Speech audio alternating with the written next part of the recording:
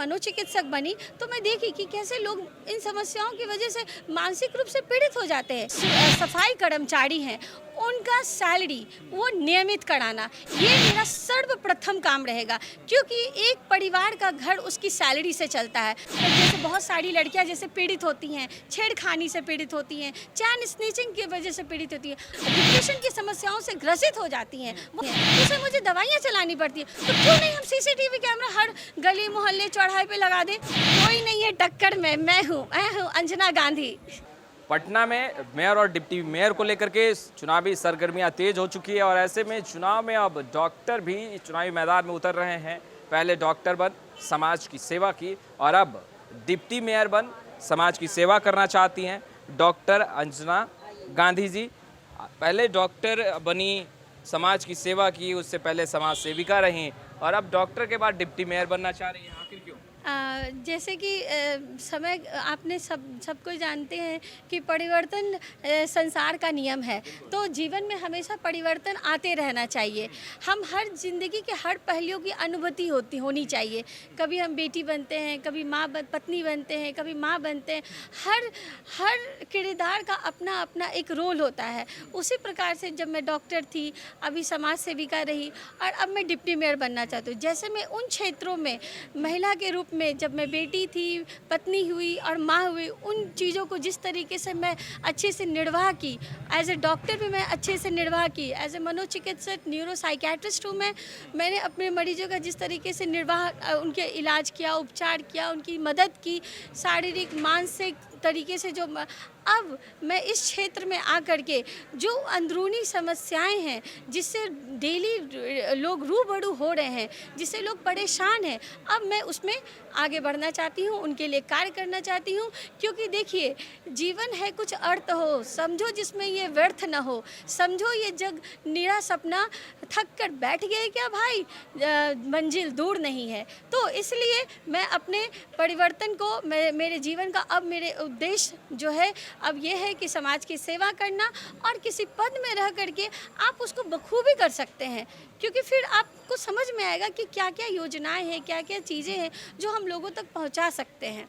नहीं, आप क्या क्या समस्याएं दिखी और आखिर डिप्टी मेयर के लिए डॉक्टर बनकर भी आप समाज सेवा करी थी, समाज सेविका आप हैं भी, मगर फिर आपने सोचा कि डिप्टी मेयर बनकर करना है, तो आखिर कुछ तो आपने देखा होगा कि आपको लगा कि नहीं, मुझे भी चुनावी मैदान में आना है। देखिए, मैं आपको पहले से बताना चाह रही हूँ कि मेरे दादाजी जो थे वो स्वतंत्रता सेनानी रहे, मेरे पिताजी पूर्व विधान पार्षद है, वो शुरू से ही समाज से जुड़े हुए हैं, समाज के लोगों की समस्याओं को देखते आए हैं, और मैं एज ए डॉक्टर मैं उसी परवरिश में पली बड़ी हूँ, लोगों की समस्याओं को हमेशा देखती रही।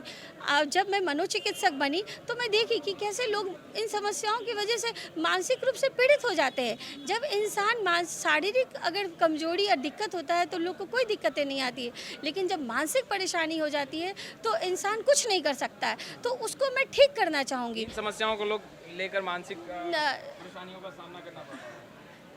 तो देखिए, मैं डॉक्टर हूँ, तो सब सर्वप्रथम जो सफाई कर्मचारी हैं उनका सैलरी वो नियमित कराना ये मेरा सर्वप्रथम काम रहेगा, क्योंकि एक परिवार का घर उसकी सैलरी से चलता है। वो अपने बच्चों की फीस देना, महिलाओं का त्यौहार में खर्च होना, घर चलाना, ये एक प्रमुख समस्या हो जाती है। जब आप घर को ठीक कर दीजिएगा तो कहाँ परेशानियाँ रहेंगी। तो सर्वप्रथम सफाई कर्मचारी जितने भी हमारे पटना नगर निगम के कर्मचारी हैं उनकी सैलरी को नियमित करना। दूसरी समस्या जो हम हमेशा रूबरू होते हैं वो है जल जमाव की समस्या, कि वाटर ड्रेनेज जो है वो व्यवस्थित तरीके से नहीं बना हुआ है, जो बनना चाहिए, जो दूसरे राज्यों में है।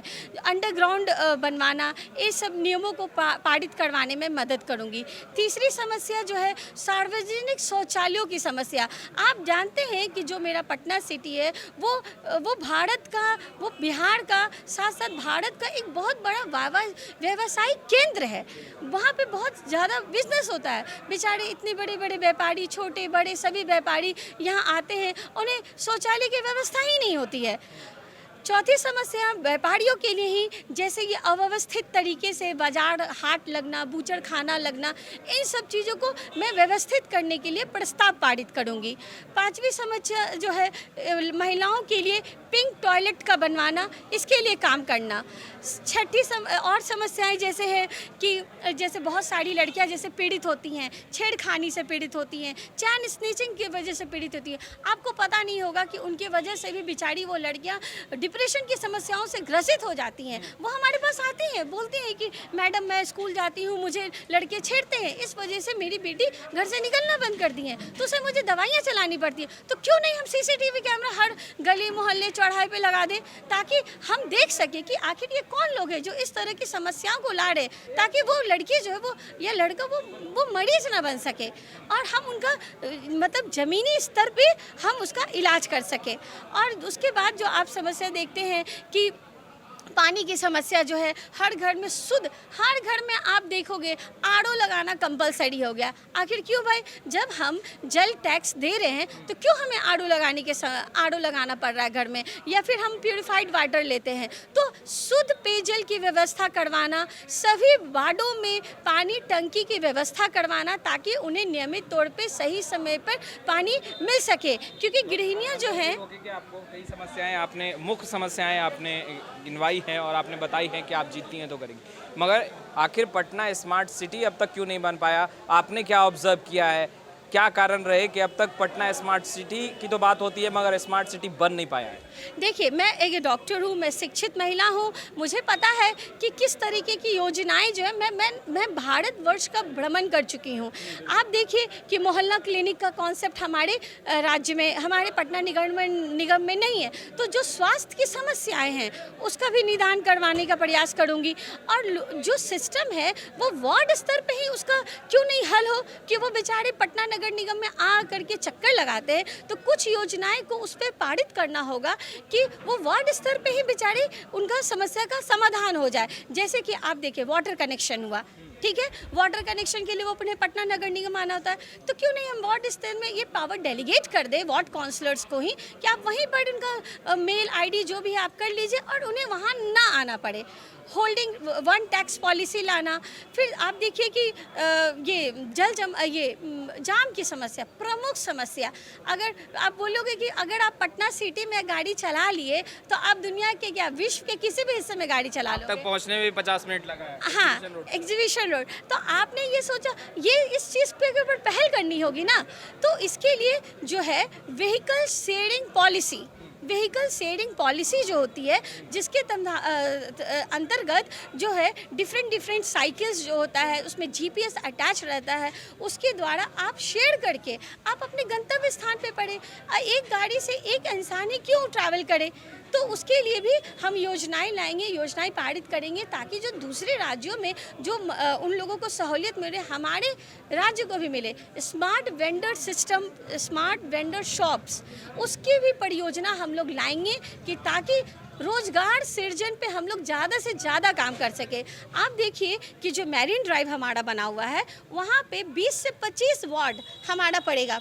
1 से 75 वार्ड से 20 से 25 वार्ड पड़ेगा। अगर मान लीजिए वहाँ हम छोटे छोटे घाटों का निर्माण करवा दें, वहाँ पे क्या होगा, नाविकों को भी रोजगार मिलेगा, 5-6 दुकान खुल जाएगा, तो वहाँ पे भी उन लोगों को रोजगार मिल जाएगा। तो हमें इस व्यवस्था को लाना होगा कि लोगों को रोजगार मिले। देखिए, अगर उन्हें पैसा मिलेगा, उनका सैलरी नियमित रहेगा, वो खुद खुश रहेंगे और सब कुछ खुशी खुशी करते रहेंगे। तो हमें उसके लिए उस और पहल करनी चाहिए। सारे उम्मीदवार चुनावी मैदान में हैं। डॉक्टर अंजना जी, आप उन तमाम उम्मीदवारों से अपने आप को बेहतर कैसे मानती हैं? मैं बिल्कुल बेहतर मानती हूँ। मैं जानती हूँ कि मैं जीत मेरी ही होगी, क्योंकि मैं सुयोग्य हूँ, मैं परिश्रमी हूँ, मैं शिक्षित हूँ। जैसे एक महिला अगर शिक्षित हो जाती है अपने घर में, तो उसका पूरा परिवार शिक्षित हो जाता है। अगर मैं अब मेरा पूरा परिवार पूरा पटना नगर निगम होगा, ये सभी लोग मेरे भाई बहन, पिता, अंकल और चाचा और चाची होंगे। तो जिस तरीके से मैं एक महिला अपने घर को, एक शिक्षित महिला कैसे अपने परिवार को ठीक कर देती है, उसी प्रकार मैं भी शिक्षित होकर अपने पूरे परिवार को ठीक करूंगी, ताकि उन्हें किसी तरह का कोई भी समस्याएं आगे निर्वाह ना करना पड़े। टक्कर में दिख रहा है? कोई नहीं है टक्कर में, मैं हूँ अंजना गांधी। आपने सुना किस तरीके से तमाम महिलाएं जो हैं वो डॉक्टर अंजना गांधी जिंदाबाद के नारे लगा रहे हैं और साफ तौर पर डॉक्टर अंजना गांधी ये कहते नजर आ रही हैं कि कोई नहीं है टक्कर में क्योंकि मैं हूं डॉक्टर अंजना गांधी। खैर, लाइव सिटीज़ के साथ बने रहे, कैमरा पर्सन गुड्डू के साथ मैं वसीम, लाइव सिटीज़ पटना।